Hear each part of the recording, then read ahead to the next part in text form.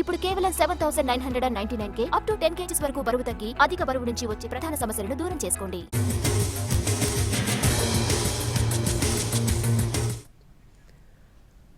కాసేపట్లో కేంద్ర మంత్రి రాజ్నాథ్ సింగ్ తో సమావేశం కానున్నారు సీఎం రేవంత్ రెడ్డి. రక్షణ శాఖకు సంబంధించిన అంశాలపై చర్చించనున్నారు. రాజ్నాథ్ తో పాటు పలువురు కేంద్ర మంత్రులను కలిసే అవకాశం ఉంది. పార్టీ పెద్దలను కలవనున్నారు సీఎం రేవంత్ రెడ్డి.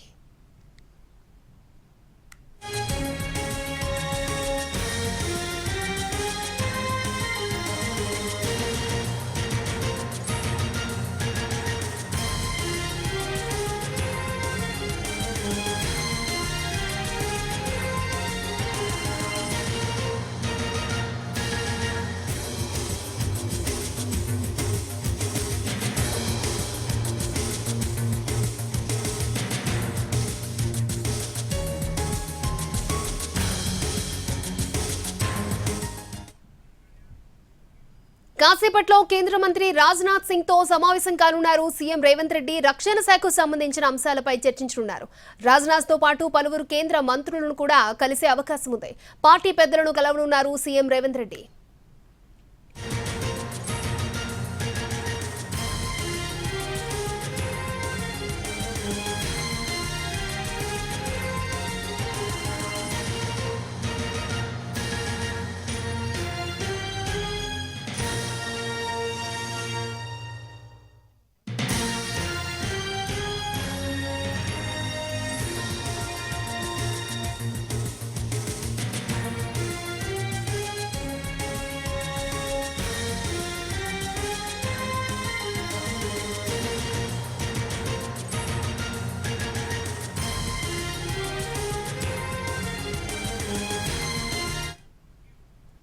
కాసేపట్లో కేంద్ర మంత్రి రాజ్నాథ్ సింగ్ తో సమావేశం కానున్నారు సీఎం రేవంత్ రెడ్డి. రక్షణ శాఖకు సంబంధించిన అంశాలపై చర్చించనున్నారు. రైట్, ఇదే అంశానికి సంబంధించి మరిన్ని అప్డేట్స్ మా ప్రతినిధి రాజు మనకు అందిస్తారు. రాజు.